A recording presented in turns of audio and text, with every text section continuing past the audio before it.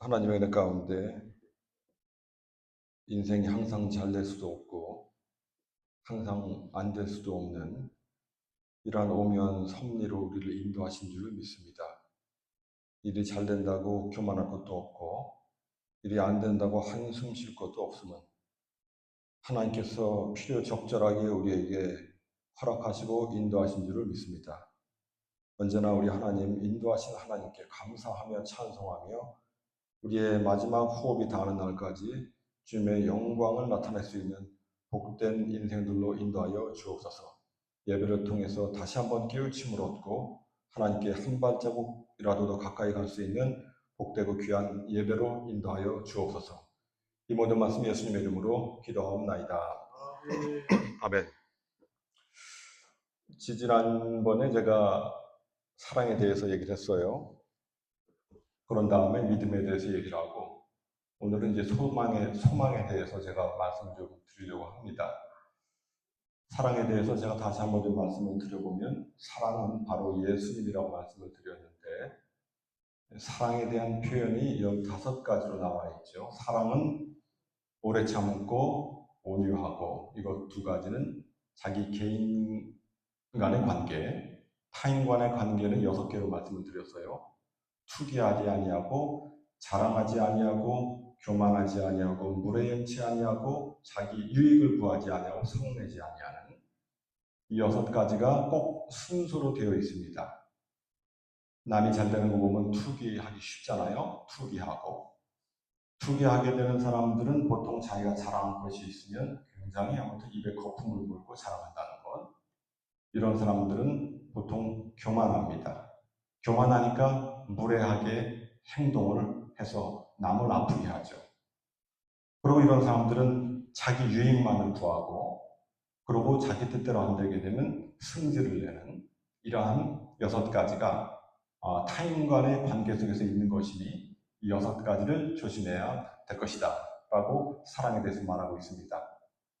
하나님과의 관계에 있어서는 악한 것을 생각하지 아니하고 불의를 기뻐하지 아니하고 진리와 함께 기뻐하는 이 세 가지의 생활을 하면서 하나님과의 관계, 그런 생활이 되게 되는 것입니다.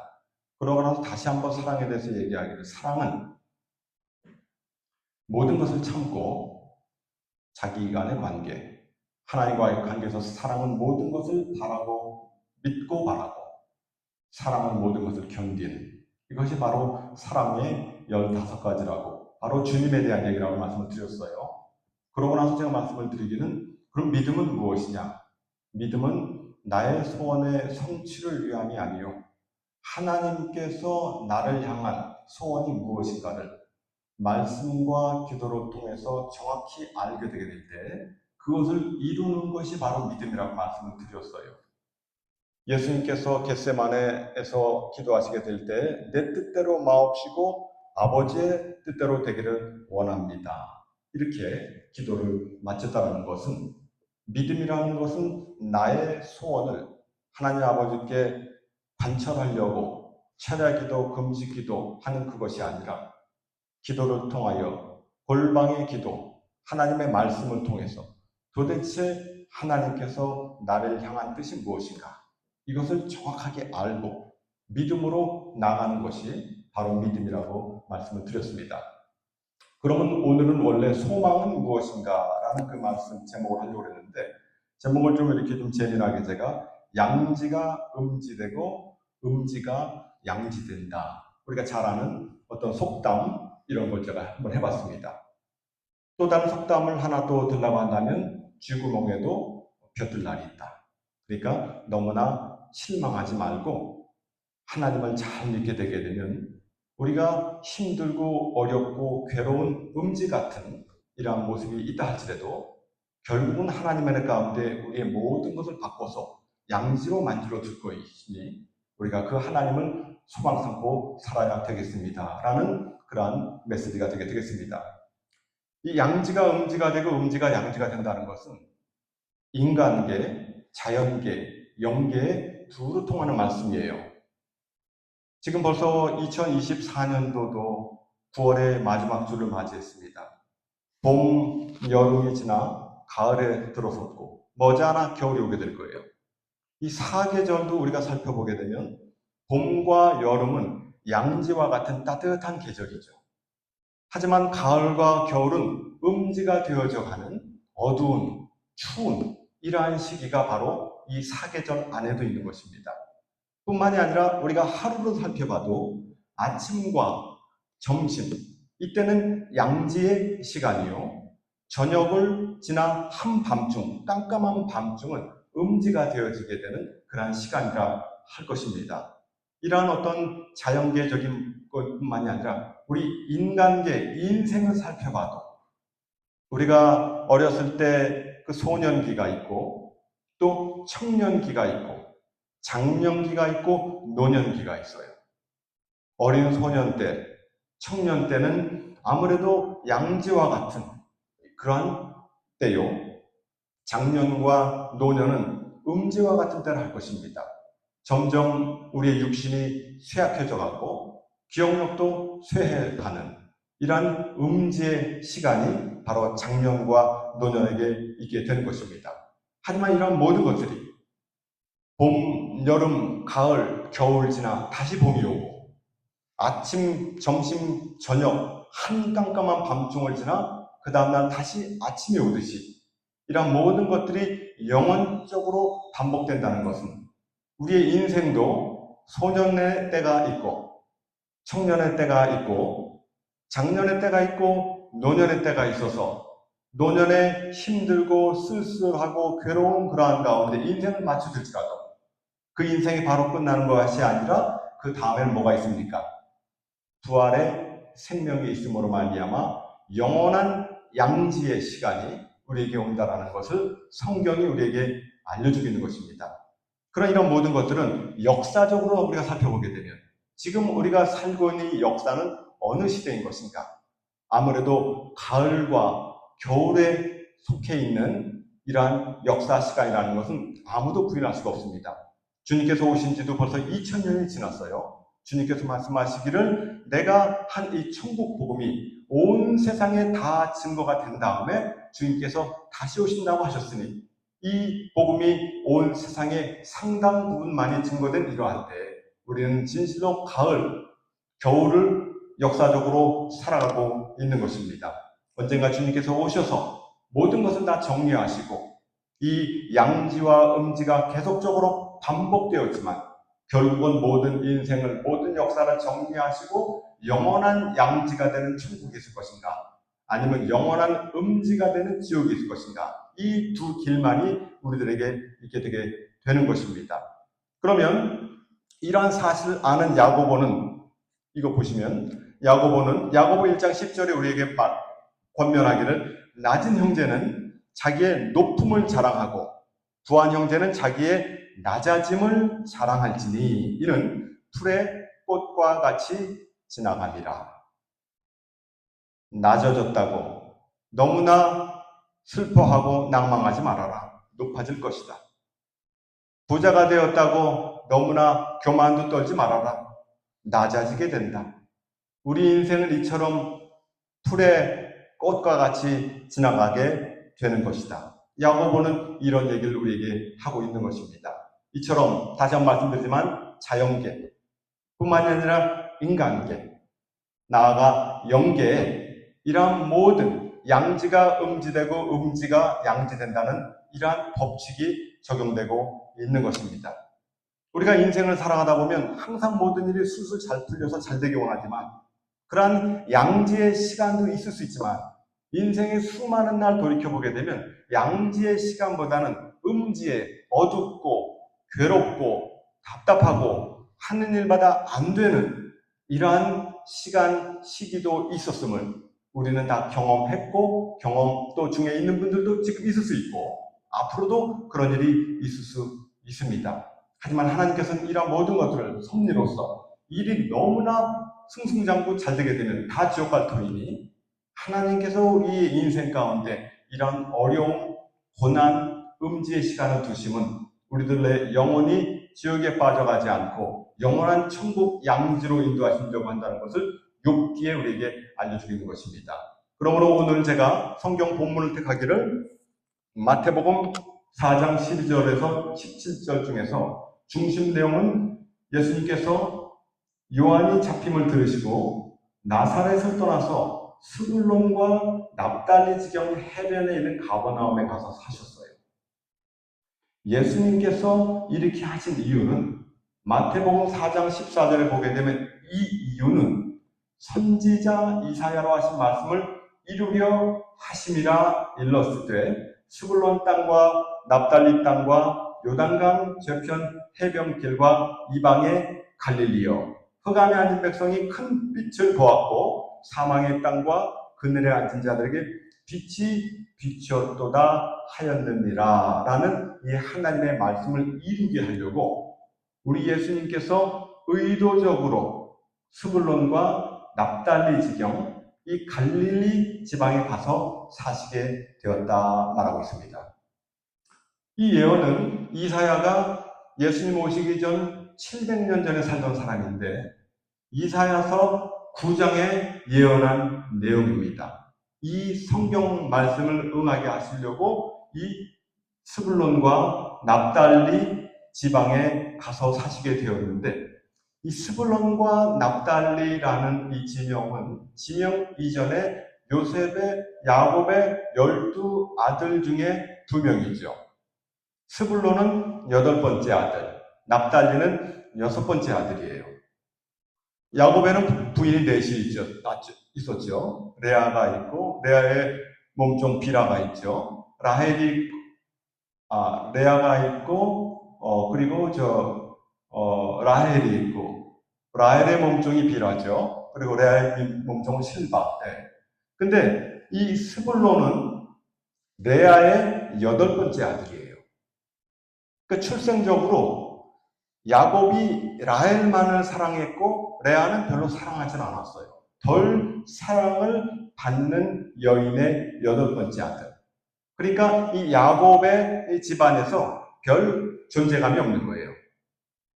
납달리는 야곱의 6번째 아들인데 빌하, 라헬의 몸종인 빌하의 2번째 아들이에요. 빌하가 단과 납달리를 낳거든요.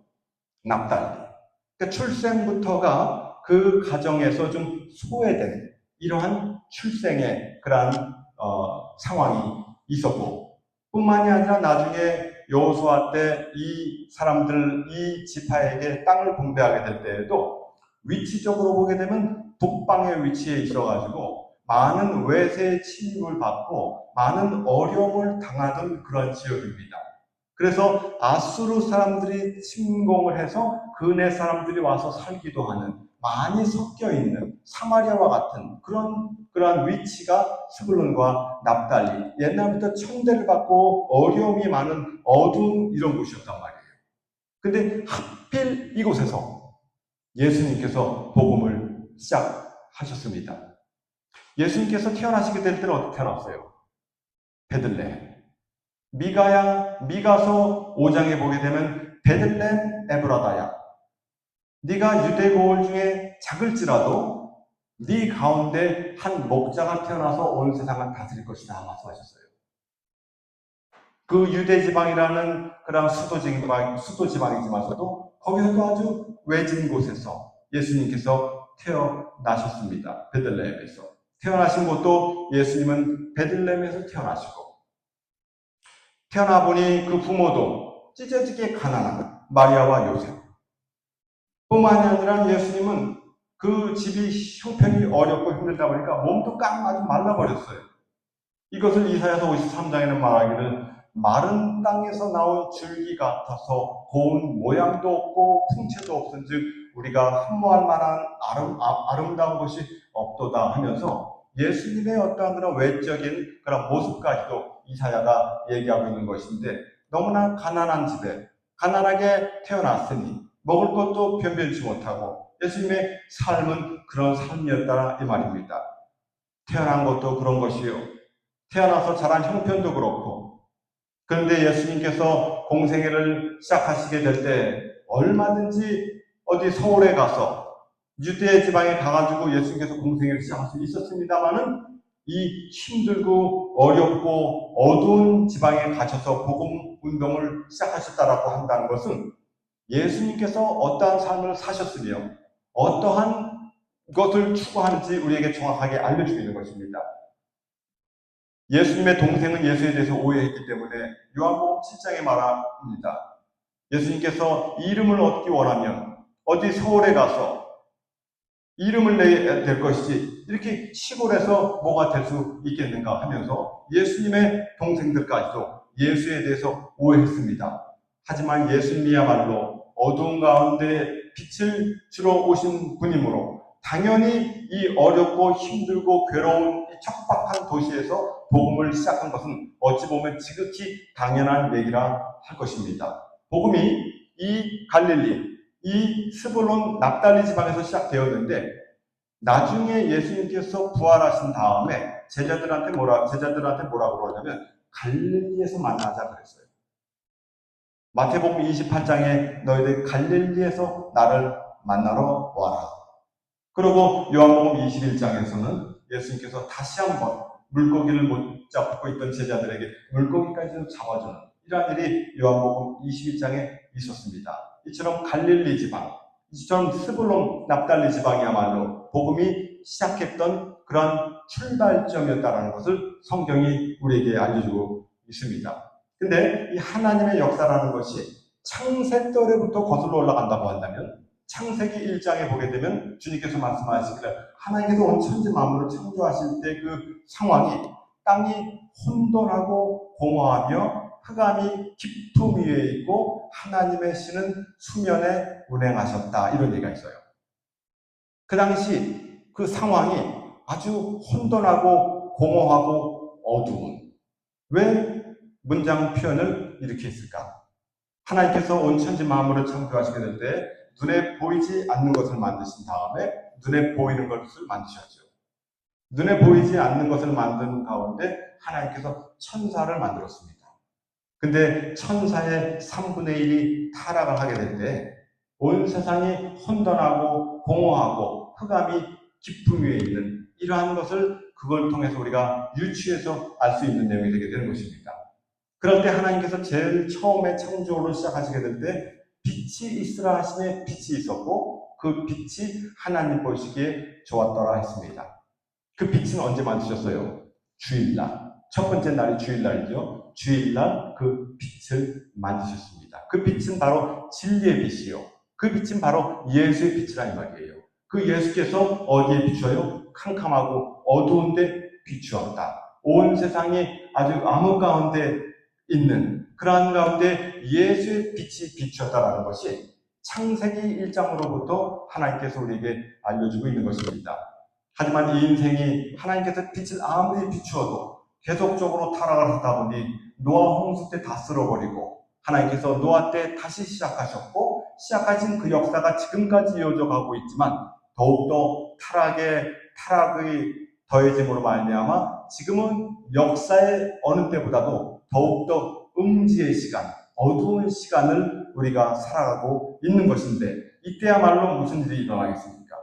우리 예수님께서 오실 때가 다가오고 있다는 것을 아셔야 됩니다. 스불론과 납달리 그 어두운 곳에 우리 예수님께서 오셨다는 것은 이 온 세상이 점점 어두워지는 그 어느 한때 주님께서 다시 재림하셔서 온 세상을 정리하시고 영원한 천국으로 우리를 인도하신다는 것이 성경이 우리에게 알려주고 있는 것입니다. 그러면 예수님에 대한 얘기를 빌립보 2장에 보게 되면 예수님에 대한 설명을 이렇게 하게 하는 이런 식으로 하는 거예요. 예수님은 본디 하나님이신데 하나님과 동등됨을 취할 것으로 여기지 아니하시고 오히려 자기를 비워 종의 형체를 가져 사람들과 같이 되었고 사람의 모양으로 나타나셨음에 죽기까지 복종하셨으니 곧 십자가에 죽으십니다. 주님께서 의도적으로 자기를 낮춰서 점점 낮추어서 어두운 세상으로 내려가는 그런 모양이 된 것입니다. 하지만 이러한 일이 있게 될 때 그를 가만 놔두지 아니하시고 우리 하나님께서 그를 다시 부활시켜서 그를 높이시사 하늘에 있는 자들과 땅에 있는 자들과 땅 아래에 있는 자들이 모든 입으로 예수를 주라 시인하고 모든 무릎이 그 앞에 꿇게 되는 역사가 있다고 빌립보 2장이 우리에게 알려주고 있어요. 이처럼 우리 예수님께서 낮아지고 음지가 되었었지만 결국은 부활하여 영원한 양지 세상에 가셨고, 이런 걸 알고 있는 예수를 따르는 모든 무리들은 이러한 삶을 살아가는 것입니다. 디모데도 빌립보 2장에 보게 되면 디모데도 복음을 위해서 많은 수고 노력을 한다고 나와 있습니다. 에바브로디도 마찬가지예요. 빌립보서 2장. 죽기까지 복음을 위해서 수고했다는 겁니다. 얼마든지 잘 먹고 잘 살 수 있는 양지의 생활을 할 수 있었지만 복음을 위해서 오히려 힘들고 어려운 일들을 감내했다 이 말이에요. 예수, 디모데, 에바브로디도. 빌립보 3장에는 말합니다. 바울이 말합니다. 3장 4절에 보게 되면 바울은 원래 태생이 양지 바른 곳에 태어난 사람이에요. 바울이 자기 자신에 대해서 7가지로 표현을 합니다. 나는 8일 만에 할례를 받았어. 바로 아브라함의 자손이라는 얘기입니다. 나는 8일 만에 할례를 받고 이스라엘 족속이요. 이스라엘 족속 중에서도 베냐민 지파요. 그러고 나아가 율법의 의로는 흠이 없고 열심으로는 교회를 핍박하고, 이러한 7가지에 대해서 얘기를 합니다. 다시 한번 바울이 자기에 대해서 얘기합니다. 나는 8일 만에 할례를 받고 이스라엘 족속이요 베냐민 지파요. 그러고 보니까 자기는 히브리인 중에 히브리인이요. 이 4가지는 태어나기를 그렇게 태어난 거예요. 열심으로는 교회를 핍박하고 율법의 의로는 흠이 없고 율법으로는 자기가 바리새인. 이 3가지는 자기가 이룬 것입니다. 하지만 바울이 이 7가지 자랑할 만한 것이 있었지만 이러한 것을 다 오히려 버리고 배설물로 여김은 예수 그리스도를 아는 지식이 가장 귀하기 때문에 나는 그렇게 되었다. 그러므로 의도적으로 그렇게 잘 먹고 잘 살고 인기 누리고 살 수 있는 그런 모든 것들을 버리고 예수님처럼 오히려 힘들고 어려운 고생길로 간 이유는 영원한 양지의 세상을 가기 위해서 바울이 그렇게 했다라는 것을 이게 알려주고 있는 것입니다. 근데 이것은 바울만이 그런 것이 아니에요. 디모데, 에바브로디도만 그런 것이 아니라 구약에도 보게 되면 모세도 보세요. 모세의 출신이 뭡니까? 모세는 원래 태어나기는 굉장히 안 좋게 태어났죠. 하지만 하나님께서 그의 그러한 어떤 모든 인생을 바꿔서 음지에 있던 모세가 아주 양지 바른 곳에 가게 되었습니다. 바로 왕의 딸의 아들이 되었으니까. 하지만 이 모세가 나이 40이 돼서 얼마든지 자기가 그 애굽에 있는 모든 보물 보화를 누릴 수 있었지만 그런 것을 오히려 버리고 하나님의 백성과 더불어 고생하는 것을 애굽에 있는 모든 보물 보화보다 더 좋게 생각했다는 거예요. 그러므로 이 모세가 얼마든지 이스라엘 사람 하나 죽인 것을 무마할 수 있죠. 그 위치, 그 권력에서. 하지만 하나님의 백성과 더불어 고생하는 것을 마다 아니하고 오히려 애굽에 있는 모든 보물 보화를 버리고 광야로 나가게 된 것입니다.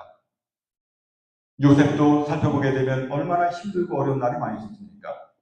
아버지의 사랑을 많이 받고 살 때는 참 좋았지만 형들의 모함과 형들의 시기로 말미암아 종으로 팔려가게 되고 보디발 집에서 좀 살만하니까 또 모함을 받아서 감옥까지 내려가게 되고 어떻게 손써볼 수 없는 그곳에서 종신형으로 지낼 수밖에 없었지만 하나님의 역사하심으로 말미암아 요셉이 다시 나와서 애굽의 총리 대신이 됨으로 말미암아 모든 인생을 살려주게 되는 그 일을 바로 누가 했습니까? 요셉이 했는데 어떻게? 하나님이 간섭하심으로. 다윗도 마찬가지죠. 다윗도 그저 목동으로서 형들이 있었지만 얼마나 천대를 받는 다윗이었는지.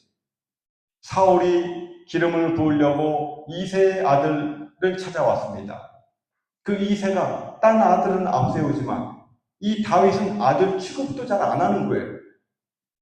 이새의 아들들 다 보니 하나님께서 택한 사람이 아니고 네 아들 또 어디 있긴 있느냐? 하나 있긴 있는데 양을 치고 있는 목동이라고 빨리 데리고 오라고. 그래서 결국은 다윗이 임금이 되게 된 것입니다. 이처럼 하나님의 사람들은 그 삶 자체가 고단하고 피곤하고 어려운 일이 많이 있어요. 하지만 그들의 삶 가운데 단 한순간도 하나님에 대한 믿음과 하나님에 대한 소망과 하나님에 대한 사랑을 놓친 적이 없어요. 그러므로 결국은 그들의 음지와 같은 삶이 변화가 돼서 양지와 같은 삶이 됐다는 것은 우리도 하나님을 믿고 의지하고 살다가 보면 어렵고 힘든 순간은 있을지라도 신실하신 그 주님의 역사가 우리에게 있다는 것을 아셔야 되겠습니다.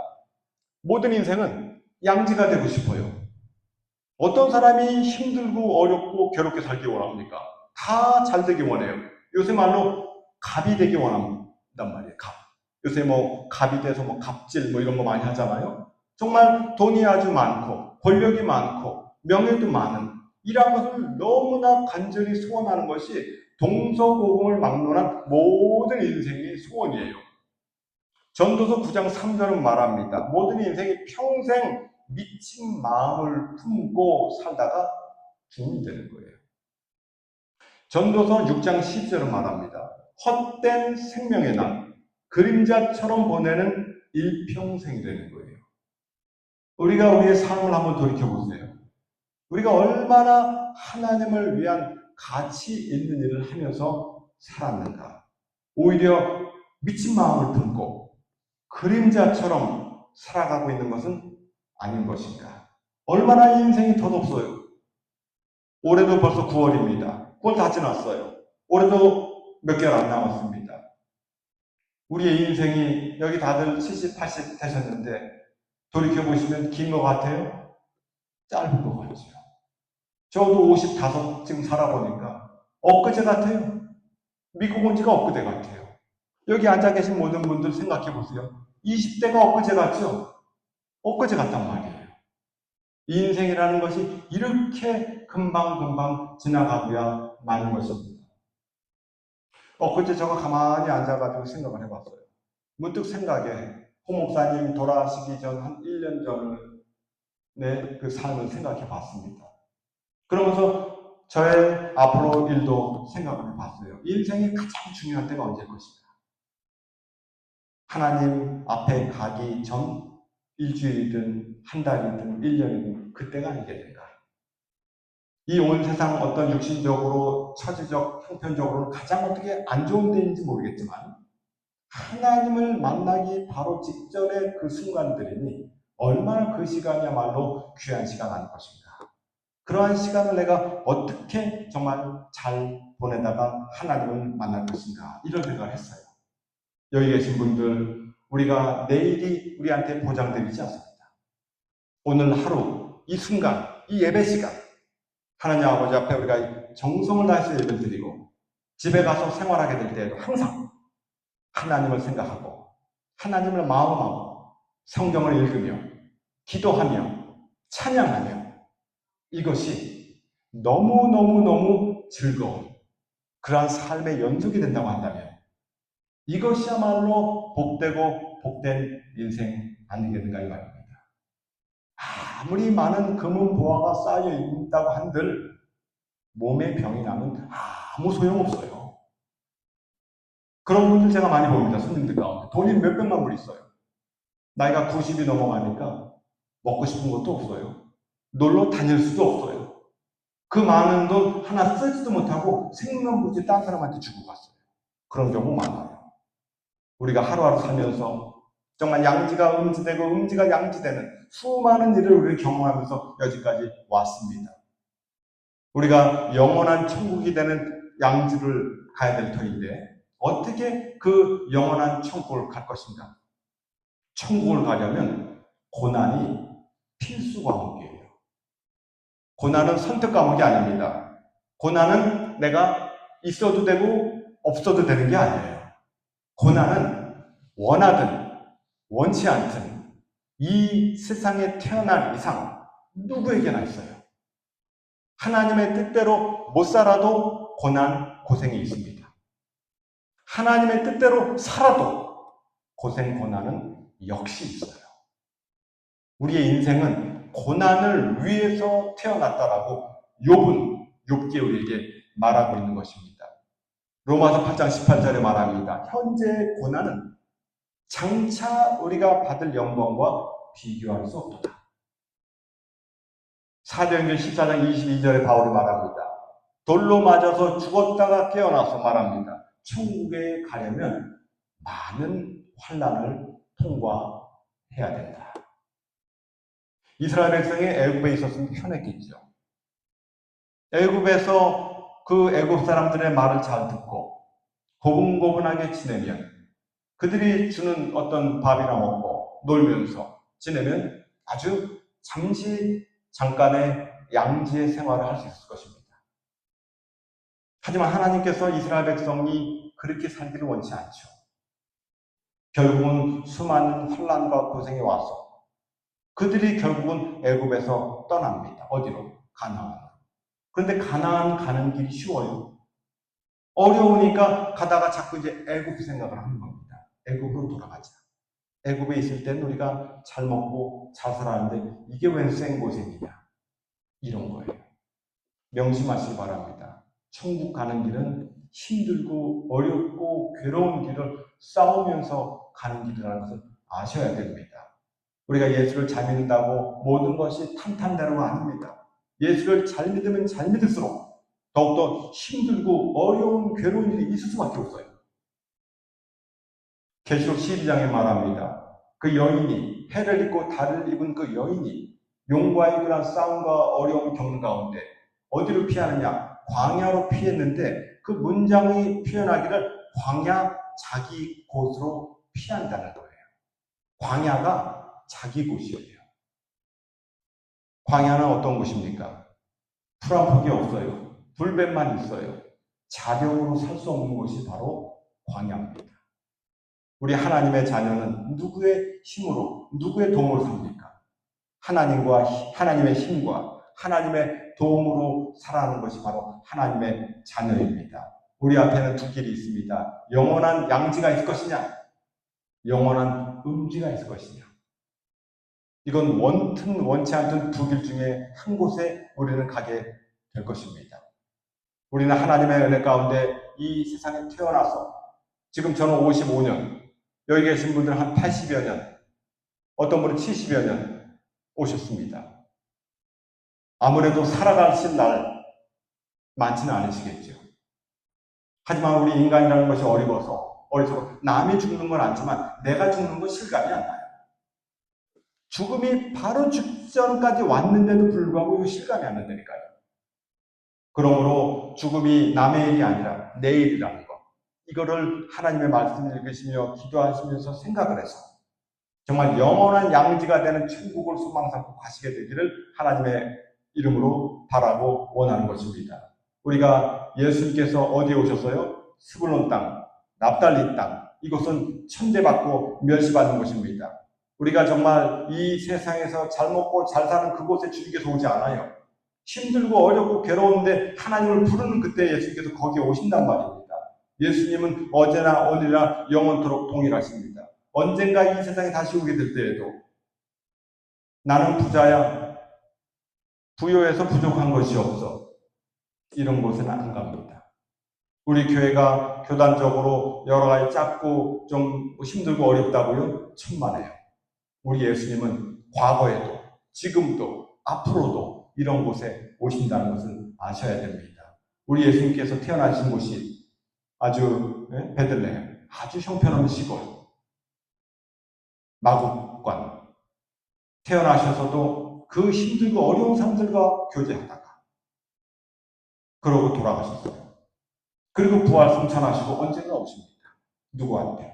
이러한 마음, 스불론과 같은, 납달리와 같은, 이 어떤 베들레헴 에바브라와 같은 이러한 낮은 마음이 있는 그곳에 우리 주님께서 오셔서 그들로 말미암아 거기에서 복음이 시작되게 되는 것입니다. 예수님께서 회개하고 복음을 믿으라, 이 첩성을 마치게 될 때 그 장소가 어디였느냐?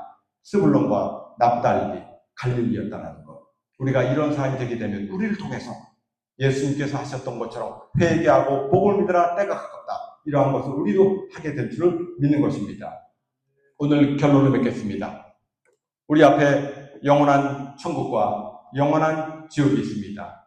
우린 다 천국 가기 원합니다. 그렇다고 한다면 우리는 스불론과 같은, 납달리와 같은, 또 베들레헴과 같은 이러한 낮고 낮은 심령의 마음이 상태가 되면 우리 주님께서 우리를 높여주겠지만 우리 마음이 부해져서 이 세상 부귀 공명에 취해 있게 된즉 그 주님을 못 만난다는 것을 아시기 바랍니다.